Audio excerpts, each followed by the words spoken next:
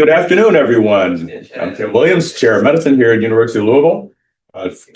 Welcome and happy holidays to everyone who's joining us online and around the world. And it's my pleasure to introduce our research grand round speaker, Dr. Rob Monsen. He is an assistant professor here at University of Louisville. He's director of the Brown Cancer Center Molecular Modeling Core. He comes to us originally as Archibald Eagle. Yeah, is that right? We're at University, for those who are not into Southern Indiana University. That's where he came from with his BS in biochemistry. He got his Ph.D. in biochemistry and molecular genetics here at University of Louisville. And he did a postdoctoral fellowship at Brown Cancer Center. He joined the faculty as an assistant professor in 2023.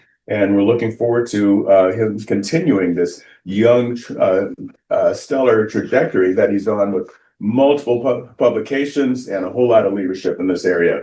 Now, we're looking forward to what you have to say on characterizing and targeting higher order promoter G-Quadruplex systems as novel targets of undruggable proteins. Thanks, Rob. Thanks for having me. Appreciate it. All right. Well, welcome, everybody. Thanks for having me. So I'll just go ahead and jump into what the outline of the talk is going to look like. So many people are not familiar with what G-quadruplexes are. So I'm going to discuss the structure of G-quadruplexes, and then I'm going to try to convince people why we should care about them as targets. And then we're I'm going to move into difficulties in characterizing them structurally. Part two will be just a short kind of overview of the integrative structural biology approach, and how we apply it to these kind of recalcitrant DNA systems and DNA protein systems as well. Part three will be our most kind of recent findings, focusing on this G-quadruplex found as ZEV1 promoter, and then kind of a new paradigm I think that the field is moving towards. And if there's any time left, I'll mention briefly some interesting stuff that a high school group from our iGEM program, some results they found there. So what is a DNA G-quadruplex? It's a four-stranded structure composed of four cyclically bonded guanines, and they schematically represent them as just squares typically. But on the top right here is an actual ribbon diagram from a crystal structure of a parallel G-quadruplex. This is a pretty typical or canonical G-quadruplex sequence. You can see that there's two cations in between the G quartets, and these are necessary for stabilizing these structures. And then on the bottom here are the variety of different topologies these can adopt based on a variety of different conditions, including sequence. Okay, so to date, all the evidence that we have for, and this is specifically DNA quadruplexes for the most part that I'll focus on, we know that they play roles in replication initiation, replication stalling, transcriptional modulation when they form in promoter or enhancer regions, and they can act as physical barriers in some cases or recruit transcription factors as well to promote or repress transcription. And then, of course, we've long known that the 3' overhang of the telomere also can form these quadruplexes because it's very G-rich. Some more recent in-depth G4 chip sequencing studies have now revealed that it seems to be almost more of the rule than the exception, that a lot of these transcription factors that have GC binding motifs actually preferentially bind to folded structures of quadruplexes rather than just the G-rich, C-rich duplex DNA. And so a number of them are shown here in this plot, and some green ones here are the green dots are actually all the proteins that are biophysically confirmed as binders of quadruplexes. And then another recent work from the Balasubramanian lab, they looked at patient-derived tumor xenograft models from breast cancer, and they did an in-depth chip sequencing study to find that in general in breast cancers, the more aggressive the breast cancer is, the higher level of detectable G-Quadruplex is there. And on top of this, they also showed that these PDX models are also sensitive, and there's a correlation with cell death and G-Quadruplex ligand treatment as a function of the severity or the amount of quadruplex that's in those various types of cancers. So this is kind of just setting up the precedent to say that quadruplexes, they're there, they play a role. We can measure them and detect them in cells and lab cells, and there's a general trend that quadruplex formation trends with severity of a cancer, and also leads to higher expression of many oncogenes. Going back in time a little bit to a seminal article that looked at the promoter of c-Myc, which is a notoriously undruggable protein in cancer, acidic Jane et al. They identified this quadruplex sequence in the promoter. They verified that it forms, and then what they found was that in general, the quadruplex seems to play a role in keeping basal levels of c-Myc low. And of course, proteins can come in and unravel that quadruplex and allow increased transcription. But then they showed with a small molecule that binds to quadruplexes that it seems to bind the quadruplex in the c-Myc promoter and completely lock off c-Myc expression. And so this was a pretty big deal at the time because, we barely knew about promoter quadruplexes at all. And this is the first to show that you can target them and repress an oncogene. So to date, though, the problem that we have with, developing small molecules that are specifically targeting a certain promoter quadruplex because they have a variety of different conformations and configurations is that it seems to be largely due to the only quadruplex high resolution structures that we've had for a long time from crystallography or NMR are these very small, very well-behaved little sequences with very little druggable real estate on them. So what has happened is we've kind of enriched for G-quadruplex ligands that are very flat, planar, that involve pi-pi stacking onto the ends of the tetrad faces, and all quadruplex have tetrad faces. So this means that these molecules are almost always promiscuous, and they're not good for use in clinically. There's one notable exception that's recently reported. This QN302 molecule, although it also exhibits what appears to be stacking at the end of the quadruplex. This is not an actual crystal structure or anything. This is, I think, a model. But this molecule does exert some amount of specificity towards this S100P gene. Although if you look at RNA-seq data of cells treated with this, there's still hundreds of other genes that seem to be directly affected by the small molecule, but it has made it into orphan drug designation for pancreatic cancer. So still, that's some precedent to keep pushing forward is trying to target these things.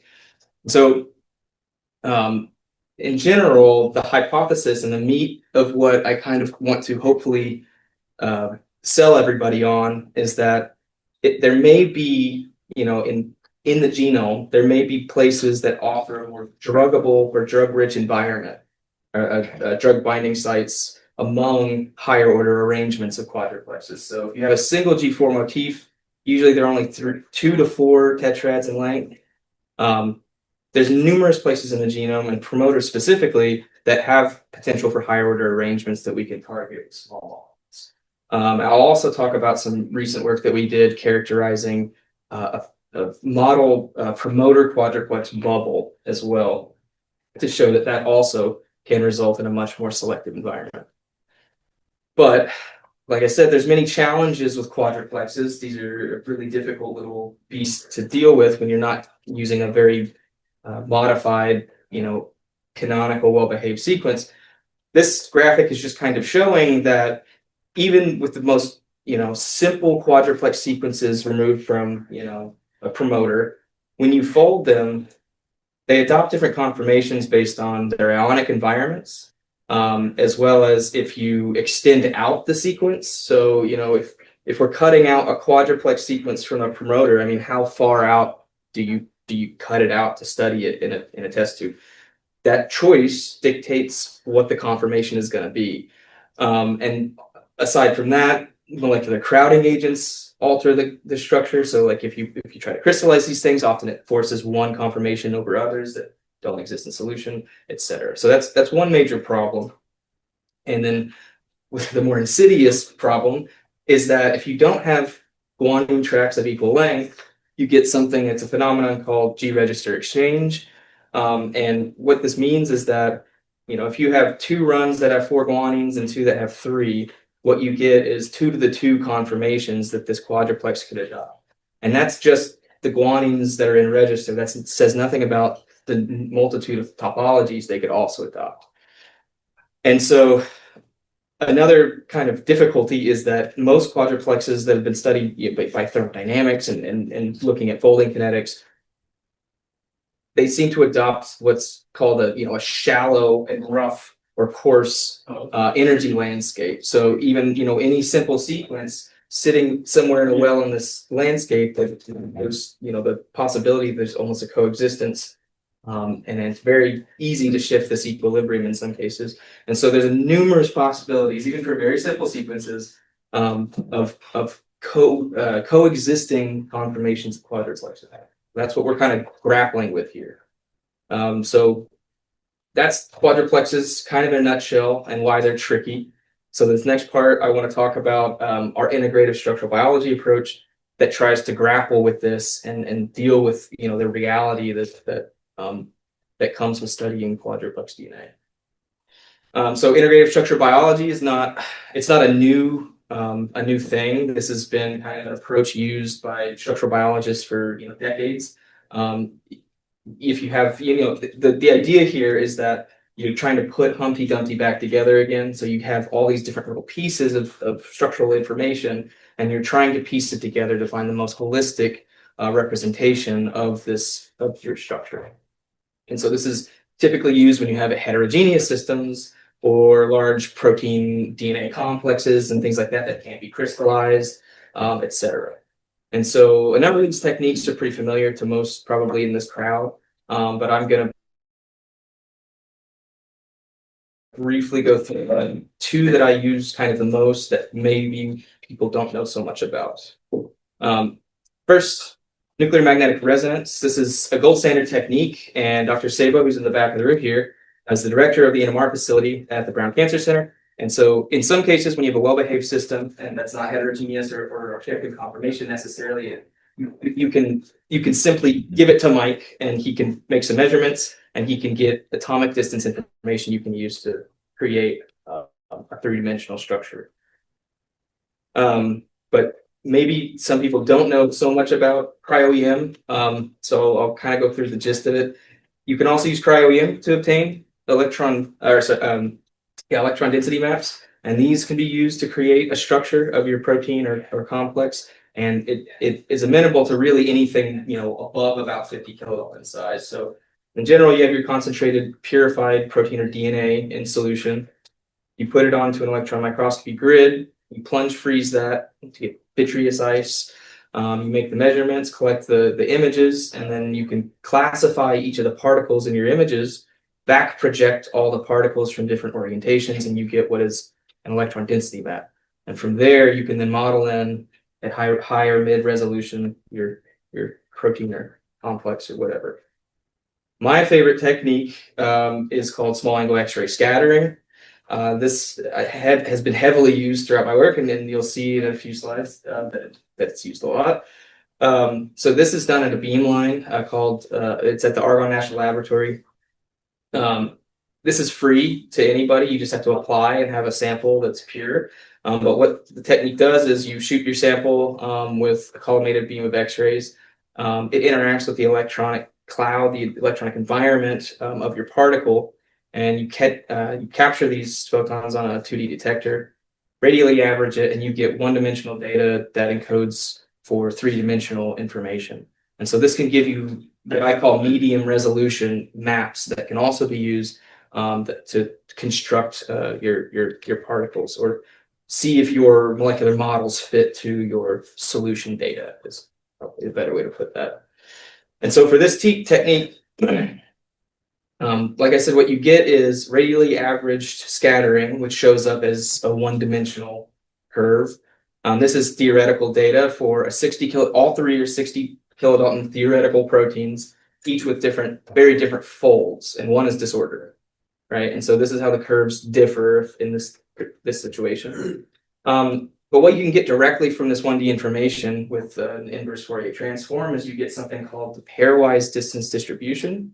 This is a histogram of all interparticle distances within your molecule, and this gives you information such as the size, shape, flexibility, or if it's skewed out like the gray, this would indicate something that's very flexible and likely disordered entirely. So it gives you a lot of kind of qualitative and quantitative information about your system. Again, this is just saying radius of gyration is just a measurement of overall size of your particle.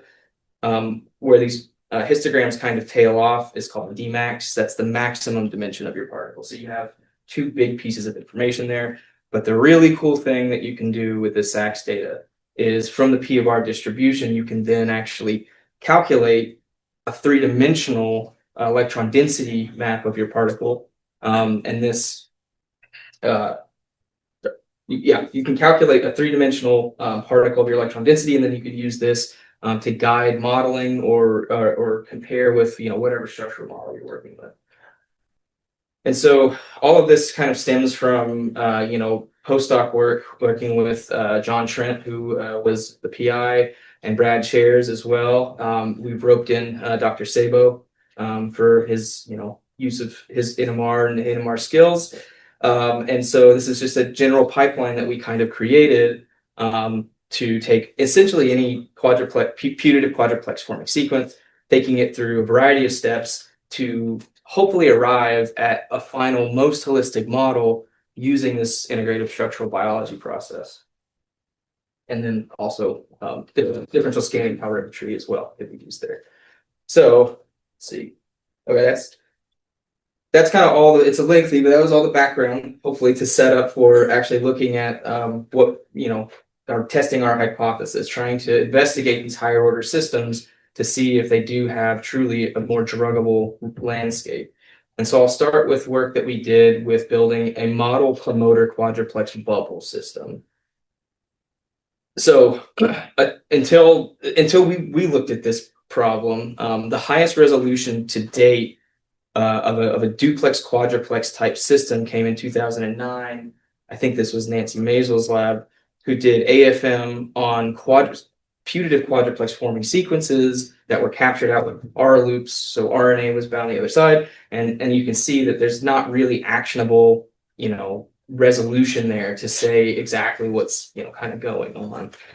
And so with that in mind, we decided we were going to try to just build a duplex, quadruplex, duplex kind of bubble system. So in order to prevent the quadruplex from collapsing into a duplex, we just swapped out the reverse complement with poly DT and ordered the sequences from IDT, annealed them, and took a look.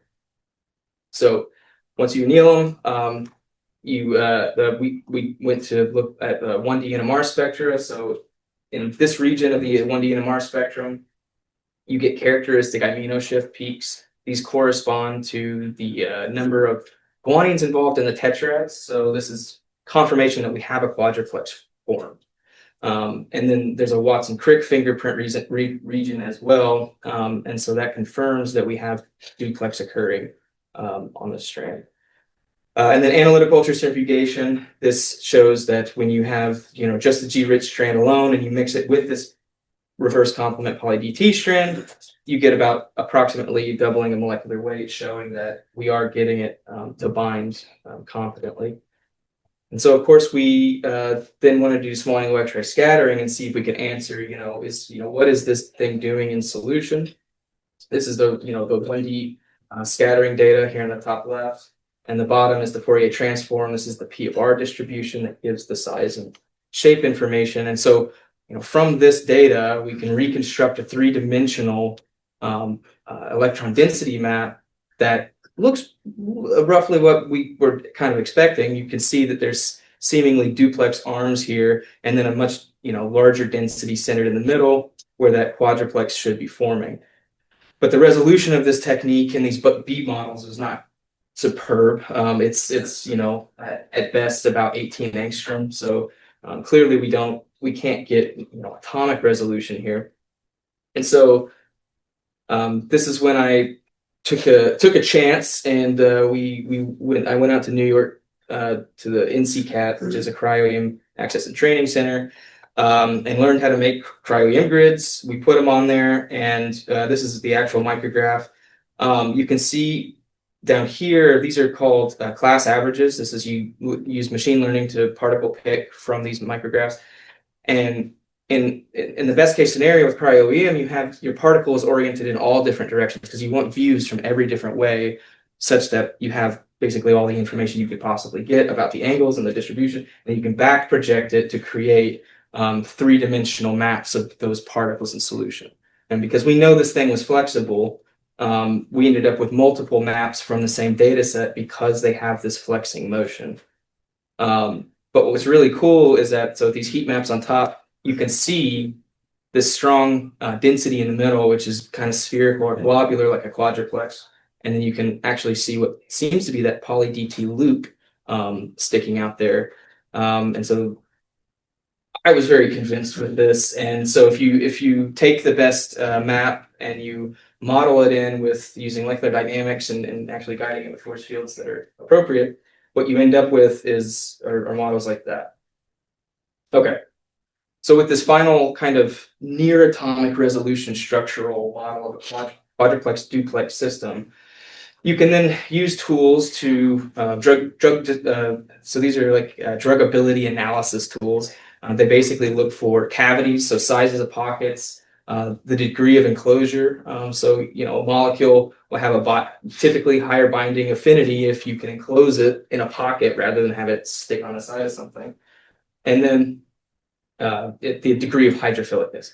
And so the purple here is a space-filling representation of the sitemap analysis for this thing. And you can see that there's a really nice, drug-sized groove that shows up between the quadruplex and the duplex junction.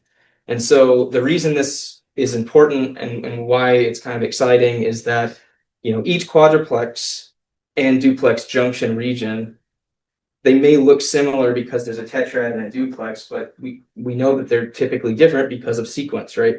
So in theory, the vast majority of these duplex quadruplex junctions in the genome should be fairly specific to the actual promoter site. Okay. And so that was published in NAR. All right. So the next thing that we wanted to look at was higher order quadruplex assemblies where you would have multiple quadruplexes kind of in tandem in a promoter region to see if they formed, stacked tertiary kind of structures. And so we and another group, both publishing in 2022 with this, using different bioinformatic algorithms that are specifically designed for looking for quadruplex motifs. One group looked just 100 base pairs upstream and found 1,477 with at least 2 putative quadruplex motifs next to each other, and then 300 or so with triple motifs. And this is, we're just looking at promoters here. If you extend that out, and actually this analysis was done by John Schrent, if you extend it out minus 750 to plus 100 of the transcription start site, we get, almost 23,000 genes, which is about 36% of annotated genes in GenCode, have at least 2 quadruplex forming motifs in this. So it's quite a lot. So if we can characterize these and they are all unique, maybe there is a way to leverage these structures for specific targeting of genes. And so from this analysis, a number of undruggable kind of proteins, or at least cancer relevant proteins, popped out. CMYC, c-KIT, KRAS, and ZEB1 are usually they're kind of household names in cancer biology. So we took a look at these sequences first, and keep in mind these are unmodified wild type sequences pulled straight from the bioinformatic analysis. And so looking at these with SACs again, so after you anneal them in your potassium phosphate buffer or whatever, and we look at small angle X-ray scattering of these guys, what you see is in the light three-dimensional overlay in each case is the actual experimental electron density map from the data shown above them, from the actual raw scattering data. And you can see that each of these two quadruplex higher order systems have EM maps that are very, very compact, so compact that realistically there's no other way to model them than as stacked quadruplex systems. And so, and these models also agree very well with our hydrodynamic data by AUC analysis as well as CD and others. But this and this was published in NAR as well, and this I think was the first report to show kind of conclusively that these things do exist, and they seem to readily exist, or form at least in a test tube. But again, if you look at these higher order quadruplex arrangements, and this is on the right here in these purple space fill, they have what look to be similar to kind of protein pockets or targetable pocket features that are completely distinct from interaction at the ends where the tetrads would be sitting, right? So this gives us the potential to actually selectively target these gene promoters. And on the left is just to show that although these models fit best to the collective data that we collected back then, if you look at them by something like NMR, because of this problem with G-register exchange, where unequal track lengths can shift in and out of register with the quadruplexes, it really kind of upsets and obscures, the NMR spectra to the point where there's not much you can do with it at that point. And so this is really, I mean, for the wild type sequences, this is about as close as we could get to trying to solve it at the atomic level for drug discovery purposes. Okay. All right, got plenty. Okay, so this kind of all leads up to that was all published stuff. This leads up to our more recent work. We wanted to actually, well, the idea here was we looked at the Z1 sequence. It's by far the most simple of these sequences, and it's there's only I think a couple places in it where the G register exchange could occur, and so we thought, well, maybe this can give rise to something that's one conformation that we can study easily and actually get a high resolution, higher order structure. Just as a reminder, we were interested in ZEB1 for anyone that doesn't know about it. ZEB1 is kind of a master regulator in epithelial mesenchymal transition, EMT. You can see here there's just quite a number of pathways that converge on ZEB1, and so it's kind of a highly sought after target. But if you look at the protein structure, and I stole this slide from Dr. Sabo, if you look at the predicted protein structure from AlphaFold, it's just quite a mess. It's just like knotted spaghetti. There was one domain from this protein that's been solved, and it's shown in purple here. But really, it's not much of a drug target. And so the idea is that if we can solve the structure of the ZEB1 quadruplex, then maybe we can actually repress ZEB1 indirectly through its promoter. And we're not the first to think of that. People have recognized that this Dutta et al. In 2021, they identified overlapping sequences with the one that we looked at, and they kind of did systematic mutations to show that not only do these quadruplexes seem to affect ZEB1 expression, but that also quadruplex ligands targeting these quadruplexes, they think targeting these quadruplexes can potentially repress ZEB1 expression to some degree. So this is, again, some precedent to say that maybe there's a way that you can specifically target something here and repress ZEB1. And so when we looked at our ZEB1 high order quadruplex system, unfortunately, based on the 1D NMR spectra where the amino peaks show up, this confirms that a quadruplex forms, but you can see that it's not well resolved, 20 well resolved peaks. It's a sort of a mess. So it apparently forms an ensemble of conformations, speaking to the difficulty that I talked about earlier in trying to wrangle these things. What was kind of interesting, though, is if you run this over an SEC column, so size exclusion chromatography, it seems to form two distinct peaks, and they're fairly symmetric. So it seems like maybe it could be a minimum of two distinct particles or conformations that are forming. And then again, if we look at the Sachs data, here's another P of R distribution. These two particles are approximately the same size by Sachs, but hydrodynamically they're not equivalent because they're being resolved by size exclusion chromatography. This is the Sachs reconstructions on the right. Again, they look pretty dang similar. I mean, can't really distinguish the two. So we went with trying to tackle this G-register exchange problem. We systematically mutated some of these guanines that we thought were suspect for causing this, and we landed on two mutations specifically that yielded really nice NMR spectra. So converting the ZEB1 wild type sequence with single kind of thymine point mutations, what we identified was, and this mutant 6, M6, has 20 distinct amino peaks. And so that's really nice. That's something that we can work, Mike can work with by NMR. And you can see on the right here, the peaks are very well resolved and very distinct. And what's interesting is the only difference between these two sequences, as far as the mutations go, is this D21 to T, and I'll talk about that in a second. I'm not going to try to go through the whole way that Mike went about, assigning this structure. He did it at natural abundance. If you saw the quadruplex structure by NMR, typically people can site-specifically label the guanines, and it tells you exactly which one's which, right? But we did it with natural abundance because we don't have a DNA synthesizer.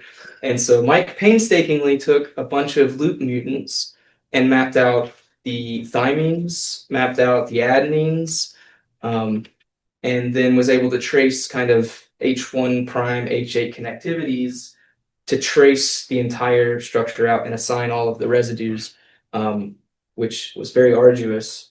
And there's the H1, H8 connectivity. But yeah, and so in the end, what we ended up with, at least when I did this analysis, was about 400 distance constraints. And on the left, you see the lowest 10 conformations from simulated annealing MD with those distance restraints. All right. So again, coming back to this G21T mutant, that kind of distinguishes this from the other M7 mutant that I showed earlier. What we found is kind of something interesting that the field I don't think has ever seen, which is not only is it a higher order quadruplex structure, which that's a first at high resolution, but this G21 is extremely important in that it stabilizes across the top and bottom quadruplexes. And so it kind of interlocks the two quadruplexes together, and this makes it extremely stable. You can see that the TM increases by like 5 or 6 degrees at least from wild type to the M6 mutant, providing a lot of stability. And then another point that's interesting about the quadruplex, and this is, I think, another first, is that years ago, we actually proposed in a paper that higher order arrangements of quadruplexes could have loops that span the two quadruplexes to create more stabilizing interaction between the two of them. And this is actually shown right here. So both the NMR data shows that there are nodes here, which means that these guys are actually seeing each other and they're close like this. But if you mutate out this important adenine 24 here from the structure, you get a huge hit to your thermal stability. And this is DSC data provided by the biophysical facility at the Brown Cancer Center. And so this kind of all collectively confirms that not only is this model correct, but we're seeing some really interesting new features that the field's never seen with this system.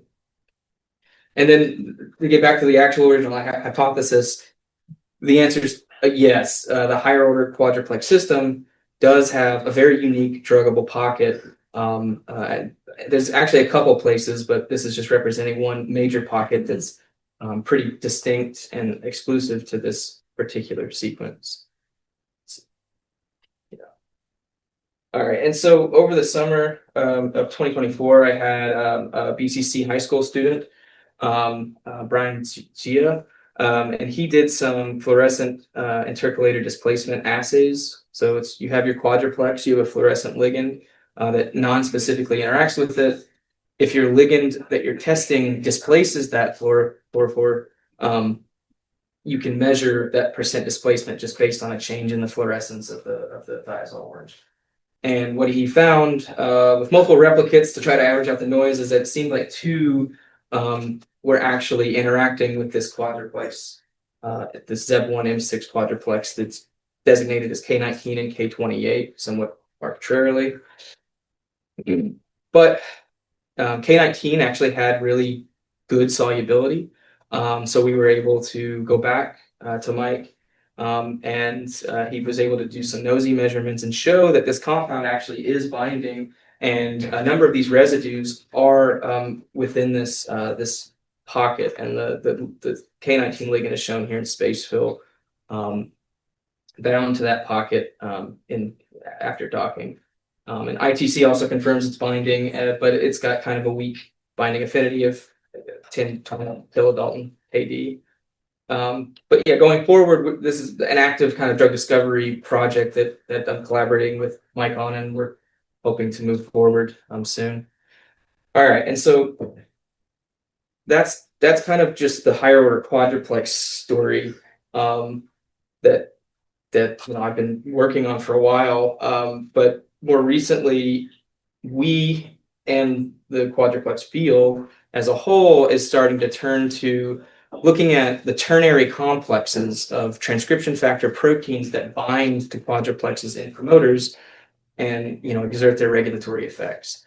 And so luckily for us, we have a protein expression core that Mike also directs and can produce buckets of proteins. And so he was able to produce a nucleolin protein that I'll show in a second. The idea for targeting a protein and a quadruplex system at a promoter, though, comes from this really cool molecule called a molecular clamp, risdiplam. So there's a disease called spinal muscular atrophy. It's due to a weak splicing event in the SN2 gene. And so what this risdiplam does is it strengthens that splicing event so that you can get full length SM2. And this is an approved drug that's being used already.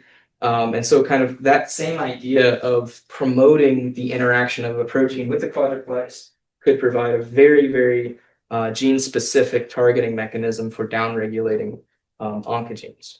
That's the idea. So this same data lab that I mentioned earlier, also looking at the ZEB1 quadruplexes, they noted that I think they did a pull down and identified nucleolin as a major factor or a major transcription factor that's seemingly binding to the ZEB1 quadruplexes. And that is regulating gene expression of ZEB1 as well as recruitment of other enhancer proteins.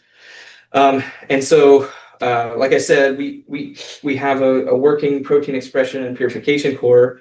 And so Mike and team was able to produce purified nucleolin, RNA binding domains 1 and 2 of it. It has 4 total, but in this case, we're just focusing on 1 and 2 for now. And we collected SAX data of this nucleolin RBD12 domain in the presence of our ZEB1M6 G-Quadruplex. And this is SAX data showing that you have something small with a Dmax of like 40 angstrom.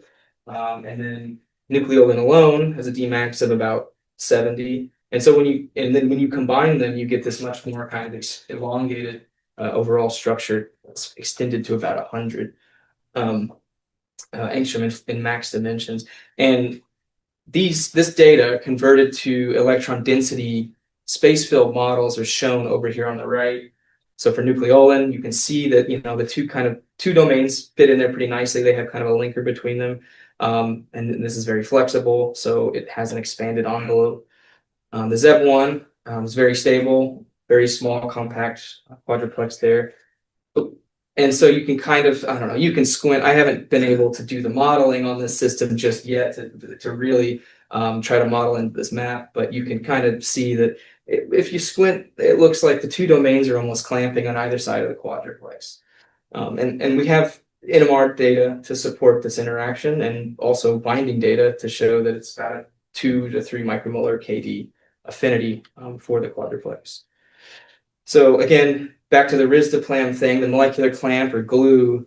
This is just kind of a rough haddock docking of the two together, and you can see the blue space fill here really kind of hits home that there is, a lot of targetable real estate that spans the two, but also that you potentially could even target outside of that on the nucleolin itself, and it might enhance its binding to the ZEB1 quadruplex. So this is ongoing information or investigation that we're looking into. And lastly, I'm just going to kind of go back to this cryo-EM of the duplex quadruplex bubble system. So, like I said, this is the first near high resolution model of this type of scenario of a quadruplex actually forming in the context of a duplex. And so it's important as a model system that we understand, what's going on with it. So we also looked at nucleolin binding to this thing. And so this is MST data. Again, it's binding with a seemingly one-to-one binding, 13 micromolar KD, slightly weaker than the ZEB1 quadruplex. We also did analytical ultracentrifugation, titrating in nucleolin to this system, and we see that it maxes out. Even at a 4-to-1 ratio, we're only getting this increase to about a 50 kilodalton species, which is approximately what the molecular weight of a single nucleolin RBD12 domain bound to this system. So that kind of confirms what we're seeing is hopefully nucleolin is binding to this quadruplex system. And maybe we can model this to create an actual druggable target that we can use to make a molecular clamp. And so I'm going to try to do cryo-EM on this as well. That's in the process. So hopefully we can actually get a high resolution structure out of it. Cool. Still got a few minutes. All right. So another thing that I like to spend some of my time doing, not much as I should probably, but I work with UofL's iGym chapter. So this is a group of high schoolers. We're expanding out like kind of all across Kentucky really now. It's free to join. They can do as much or as little as they kind of want on these projects. But this is an international competition called the International Genetically Engineered Machine. They just this past last month they again got gold, which is great. But what their project is in this international competition is they're supposed to do something using genetic engineering or molecular biology approaches that can be useful to help their communities. And so what they picked was forever chemicals, PFAS, and that's shown here on the right. This is a common ingredient or additive in a lot of things that you probably don't even expect. I would say number one is fast food packaging and non-stick cookware. So you have to assume that when you use those things, you're probably leaching PFAS into your food. But they're also firefighting. They're really kind of everywhere, and it's becoming a real problem. One of the farmers that these kids talked to, his cows were drinking. This is locally. His cows were drinking so much water contaminated with PFAS from runoff from nearby companies or whatever that when the FDA found out, they shut down his farm. So because he had no way he didn't know about it, number one, and even if they know about it, it's difficult to detect. So the students want to find ways to make it easy and readily accessible for the public. So they do education, and they're trying to develop a sensitive, cheap way to detect this stuff in wastewater or wherever. And so I got enlisted because of virtual screening. What I suggested they try is see if they can find a protein that's predicted to actually bind to PFAS, and then you can develop a sensor from there potentially. So they went and they took all of these reverse screening databases and put PFOA through them. They compiled a final short list of 5 human disease relevant proteins that were picked up on this reverse screening. And we went and actually tested if PFOA binds to them. So the data on the right here are the 2 of the 5 that showed melt temperature shifts within the presence of PFOA. This experiment, you ramp the temperature with your protein in solution, and there's a fluorescent dye around.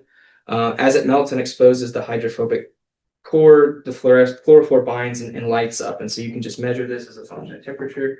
And so it's kind of a pretty easy and quick assay to see if there's a thermal stability change in your protein. Anyway, so what they found, which was interesting, is a protein called human thymidylate synthase. So this is the #1 enzyme that creates thymine. And it's been a cancer target for, I think, 60 odd years now, at least. But this protein, so that what we did was we produced more of it recombinantly, again, with the help of Mike's grad student and the protein expression core. They even made one with a green fluorescent protein tag as well. We repeated the PFOA experiment that I just showed, but as a function of PFOA concentration, you can see there's a dose-dependent decrease in temperature of stability as a function of PFOA, whereas our positive controls are increasing the stability, showing that it's competent and also that PFOA is destabilizing. And that just confirmed that it's binding to its actual substrate DUMP as well. And then Parush, who is the new NMR facility manager, worked really quickly and hard on this project to make protein that was deuterated so that he could make measurements of HTS, human thymidylate synthase, in the presence of PFOA or absence. And we see that indeed, even by NMR, we have distinct chemical shifts as a function of PFOA in solution with this protein. And so this was kind of, I mean, from the human health perspective, it's really interesting. Even, we're working on the detector part, but from the human health perspective, this is really interesting to me. And it has a lot of questions there that we're going to try to answer at some point. I think the #1 thing is that, it's well established that prenatal exposure to PFAS is linked to higher risk of ALL in children. And we know that PFAS chronic exposure leads to DNA damage, mutational strand breaks, methylation alterations, chromatin remodeling, all sorts of things. And so this could be one player in that. And I don't think anyone has really shown a direct protein or mechanism of how PFOA could be exerting some of these effects. So pretty cool. I don't know. Okay. Last slide is just a plug. You guys have a drug target in mind, protein, DNA, RNA, and you need a virtual screen, or if you need a protein produced, if you need compound synthesized derivatives, if you need testing of binding, etc. Mike Sabo, Nicola Garbett, Joe Burleson, we make up the drug discovery pipeline at the BCC. We've got a lot of things going on, but always feel free to reach out. And yeah, so that's all I've got.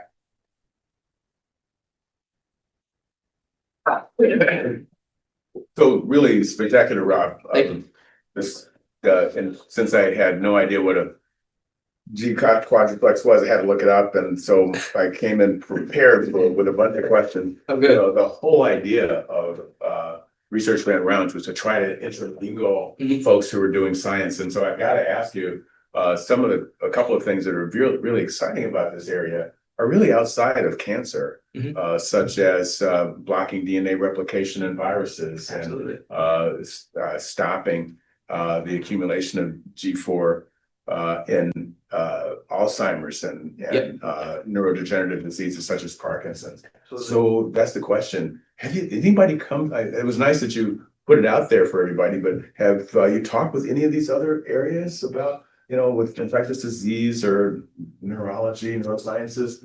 Great opportunity. I would love to collaborate on a quadruplex endeavor. I'd say, I mean, yes, there are so many places, especially antiviral and neurodegeneration diseases, that they're active areas of research. Yeah, I'd love to work with them. I think there's the C9ORF expansion repeat. That's a quadruplex system that we already have data on, actually. That could, we could look into targeting that as well. I think some groups are looking at that expansion repeat. But yeah, certainly. There are many different places and applications, and there's also biotechnology applications of quadruplexes as well as kind of sensors for peroxide and stuff like that. But yeah, please reach out to me. Yeah, I'm thinking maybe we could send out a blast to School of Medicine. I mean, Department of Medicine is easy, but just making sure that in one paragraph people know what the potential of it is, or and if they've never heard of it, they should look it up like I did. Right. Yeah. This is really It's really be cool. game changers and a whole bunch of patents for you. I mean, these things are not like in textbooks and taught about, and so a lot of people like me, until I came here, I didn't know about this either. It's pretty neat. Yeah.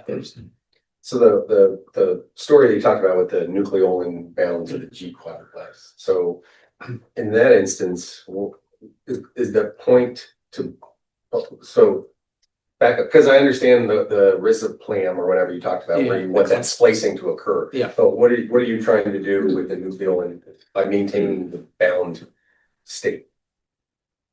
One of two things, or two things.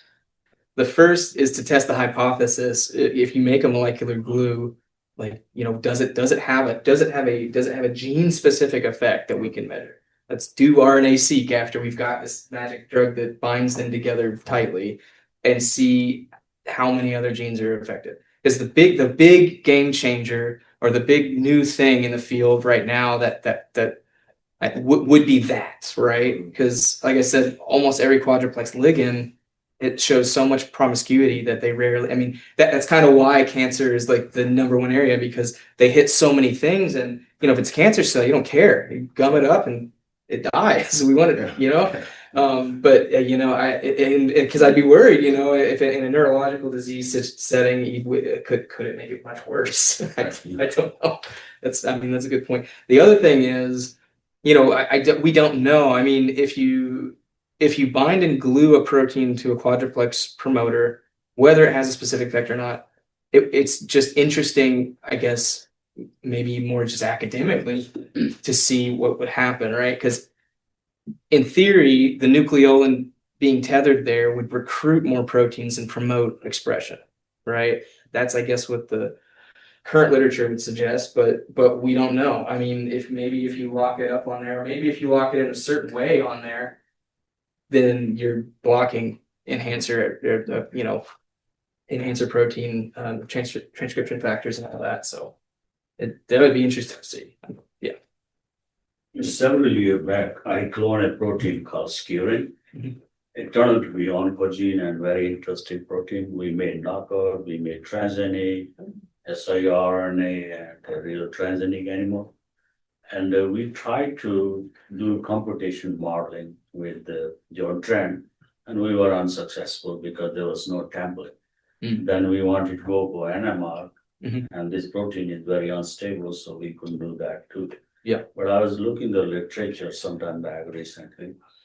So somebody has done computation modeling of this protein, skewer.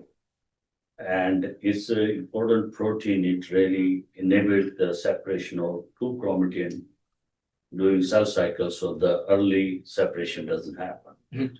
So I want to go back and see if we can do computation modeling again, which is already done, but we can repeat it and see if we can find an inhibitor for it. Sure. Which can destroy this protein or trigger up some kind of enzyme or bind it and knock out its function. We know the motif where if we mutate, it knocks out its function also, the proline rich motif. I think maybe good idea to go back and absolutely revisit this protein and see what we can do. That's what we're here for. Yeah, I'll talk to you maybe. You got money, right? Yeah. Excellent. Are there any questions? Do I need to pull up questions, or is it? No, you're good. Oh, okay. There's nothing in the chat at the moment. Oh, okay. Something get up that. Oh, Robert Evans is in there. So Yeah. there's gonna be something. Yeah. He's always got some insights. I'm sorry, you. Okay, same idea. No question. All right. No, yes. Rob, great talk. Thank you. Good work. So, looking at the molecular structures of these 3 molecular glues or clamp, it makes sense for the actively proliferating cellular phenotype. But there are a number of organs in our body, post-mitotic, say cardiac or brain or kidney or lung cells. They don't divide generally.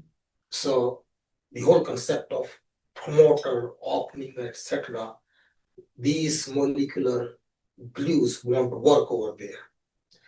And if it has to work, it has to only work in the nuclear concept, It won't work in the cytoplasmic compartment. So size of the quadruplex won't be a problem. But let us say people having certain mutations in their cardiac modules which regulate the contraction of the chamber of the heart, it won't matter whether it is great kind of strategy to handle those kind of genetic architecture. Did you get it? What I said? Is the question, so is the question, For cancer, it would work because they are always proliferating. yeah, okay, The promoters yes. are opening and Right. binding all that. Yeah, right. And quiescent cells.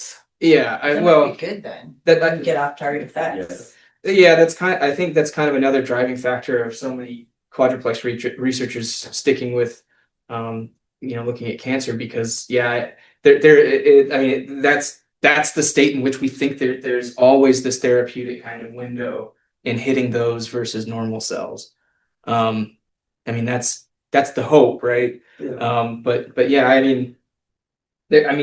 because there are whole transcriptional programs that seem to be linked to different, like, so in the breast cancer study, they were actually able to stratify patient breast cancer subtypes, positive, negative, HER2, and differentially based on their quadruplex formation and transcription factor profiles, if that makes sense. Okay. So what that suggests is that, not all cancer is equal either.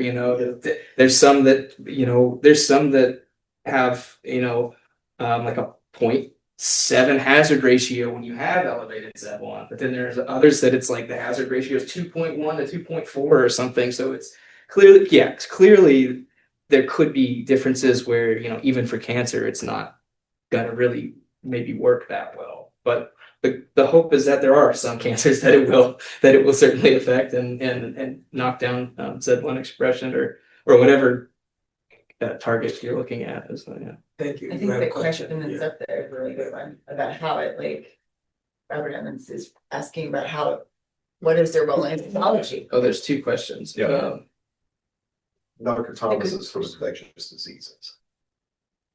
But like in There's no regards to comment. like cancer immunology, like do they play a role in? Okay, so I'll David Thomas, I'd love to talk about that. I'm not so familiar with the G4 virology area, mainly because I think a lot of them are actually looking at viral RNA targeting, which is fine. It's very similar, and I'd be happy to discuss something.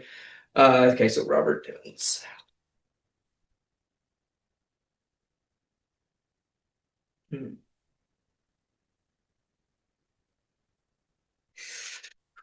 Came for the wrong guy. I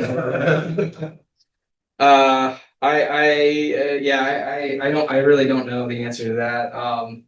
I mean, immunology is a whole beast in into itself. I wouldn't want to even hazard a guess. I don't think. But he's your guy to have. Yeah. Minutes later, you guys will have a program project. Yeah, that'd be even better. Yeah. But I the only thing I know in regards to adaptive immunity is quadruplex is one of the earliest reports of quadruplex formation.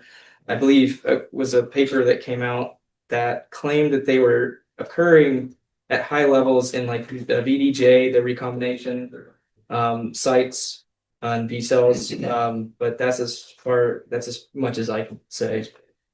So sorry. I'm eager to see your ZEP1 work. Yeah. Because we are also working on ZEP1 and its role, plays a negative role in kidney injury. Oh. And so the heterozygote partial knockout might start protected in our model. And we're doing some cell type specific knockouts to get at the cell type. So Okay, it'd be cool. interesting Yeah. when I keep seeing your poster in the hallway and D and I get excited and you're right down the hall, so no excuse not to talk to you. Yep.